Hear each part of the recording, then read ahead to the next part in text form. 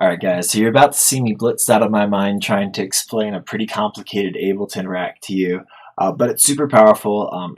Fundamentally what it does is not that complicated. It takes incoming MIDI and then it makes it work for whatever chord progression you have, which if you know anything about theory basically means you can take any MIDI and basically make it work automatically, as long as you know what chord progression you have. So I'm going to just leave it to Drunk Alex to explain this to you, and then I'm going to hit you up on the flip side again to sort of clarify some things that didn't go so well when I actually filmed it the first time, and also show you this updated rack that's a little bit better because it'll have a cleaner bass for you. All right, love you guys. Alright, I can't believe I'm doing this. It's like 1:30, but this is video 9 of the YouTubing While Drunk series. This one might be the best one yet, honestly. I made this rack a while ago, and I called it this chord forcer, and I basically made these scale plugins for each of the different chord types, and then these selection knobs that would go through them from a music theoretical standpoint. Right, and so it will take any MIDI, and then you just kind of automate this dial for the chord progression you want, right? So let me just show you. But if we show automation, you know, we've got like a 2 chord going to a 4 chord going to a 1 chord going to a 5 chord, etc. Right, so if this was off, this is what the chord progression would sound like.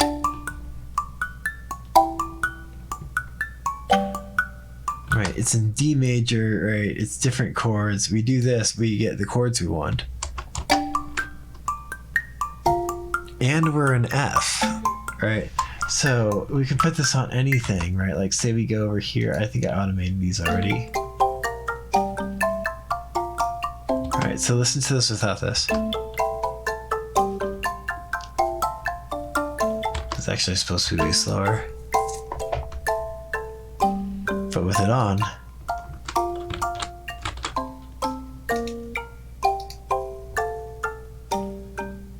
alright, so to literally change whatever MIDI notes you have into being the chord tones of the MIDI note or of the chord that you want automatically, right? You can just draw in chord progressions, right? It's freaking rad.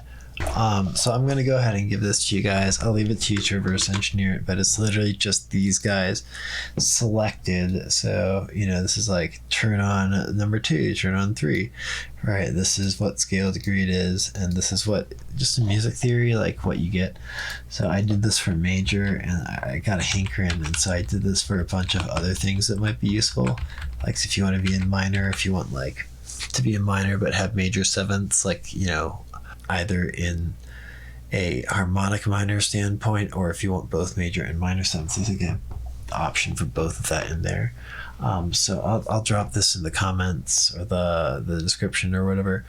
But this one's super powerful. Like I said, throw any MIDI at it, draw the chord progression you want. If you don't know about chords by number, dude, you got to get into that for reals. Like that's like the foundation of harmonic theory, modern harmonic theory. So definitely learn chords by number. I've got a video on that, so I'll try and put that in the description as well. But yeah, grab this rack, make some badass music with it. It's silly what you can come up with. All right, peace. Love you guys. Okay, so that was admittedly pretty brutal. I was pretty drunk at the time, so forgive me. But I want to show you a slightly better way to set this up and this updated rack.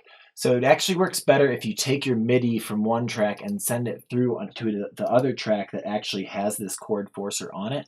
And the reason is because then you can have these what are called dummy clips that just have the automation. They have no notes in them, right? They just have the automation, and then regardless of what notes you throw at them, you'll get this chord progression. You don't have to rewrite the automation every time. Or conversely, you could throw the same MIDI at these different dummy clips and try out different chord progressions. All right, so let me just show you that really quick. These have this arpeggiator, this pattern generator. I'm going to give this away to you as well, but these have that on. So, all right, so you can hear this. You can see the chords changing.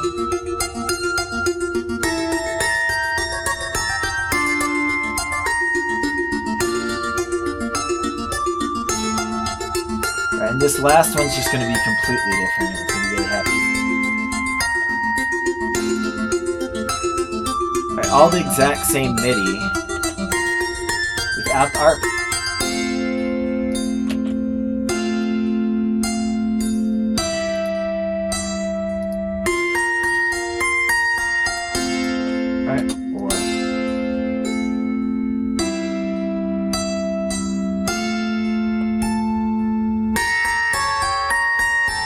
then this is the OG MIDI.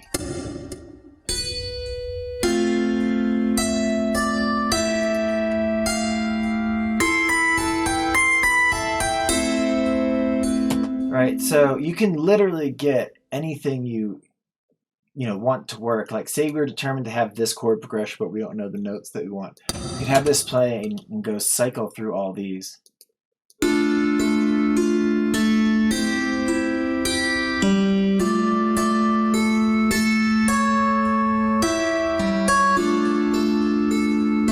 Right, or we can throw this at it.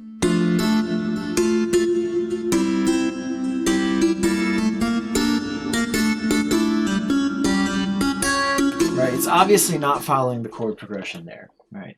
So super powerful tool. I want to show you one of the things that's going on in this updated rack since when I first filmed this is this is the old ones that you saw in the previous section. So this is just doing what I told you it is. It's just forcing all these notes into chord tones, right? And depending on what you have this scale type as, it might be adding sevenths or it might be with respect to the minor key, right? So if you were to crank this at 4 right now it's in actually D minor, because you can see that 4 is the minor key, which is alien. And if you want like leading tones, like, harmonic minor kind of things, then that would be like number 6 and 7. I will have those. So the reason I did this is because then you can have your melody line go through, which doesn't have to be chord tones, right? And you can calibrate these by dragging these zones. Right, so if I drag this left and drag all these down here, now all these top notes will go through and will only be corrected to the scale. All of this stuff just corrects to the scale. You can reverse engineer it if you want. But if that will let you still get your like 2s and 4s or 9, 11s and 13s, or however you want to think about that for your melody notes instead of just chord tones, right? And so you can kind of calibrate that to wherever you want. And then below here, I actually took out the thirds entirely, because once you start adding thirds too low, like say you're having these stacks of chords, it makes more mud. That might not be desirable if you're arpeggiating through notes, because sometimes if you have tight notes and you're arpeggiating through them, then it's actually okay to have thirds and even seconds and fourths and stuff lower. It won't muddy things up, as long as you still are including your 1s and your 5s to give the sense of harmonic foundation, right? And that you don't have these long tails so it's all bleeding together, right? So if you have tight bass notes, then you can arpeggiate through bass notes, and in that case maybe you would want to grab this and drag this all the way to the left, right? And then you could just turn off these guys and have everything. Then you would have thirds, right? And potentially sevenths as well down there from doing that, right? But this will strip out those and it'll just leave fifths. So this is the range of notes that will only be 1s and 5s, right? And then these are just the octaves. I said 8s, but you can think about it as just 1s, right? These are just your roots, right? Just the root. Yeah, so often you just want the root at the bottom of your chord. So if you send a bunch of MIDI to this will make sure that everything below, this G#1 is going to be your root, right? So that's how this works, including the advanced parts of it. This fold is just whether you fold to the closest note. It's basically, are you forcing the notes downward always, or are you forcing the notes inward to the closest one? And it's just going to give you slightly smoother voice leading if you, I think, have the fold on or something. But try it both ways, see which one you like. So I think that's all I wanted to show you about this guy. This pattern generator, I've done another video kind of on this. I'm just going to give this to you guys, but there's just different layers, what notes incoming, I'm splitting, and then going through different patterns. You can have this. It works nicely on things, right? You can throw random stuff at it and it'll sound good. All right, well, hopefully this was useful for you guys. Check the comments for the racks and everything.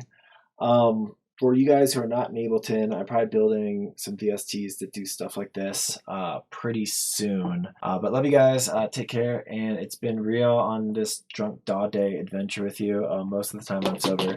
But sometimes on snow days, I like to take my face off and make videos. So thank you for joining me on all this. I've got a lot more to teach you. So stick around. A lot more gifts and stuff like that. Yeah, if you got any questions, just hit me up. I'm pretty easy to reach. All right, love you guys. Peace.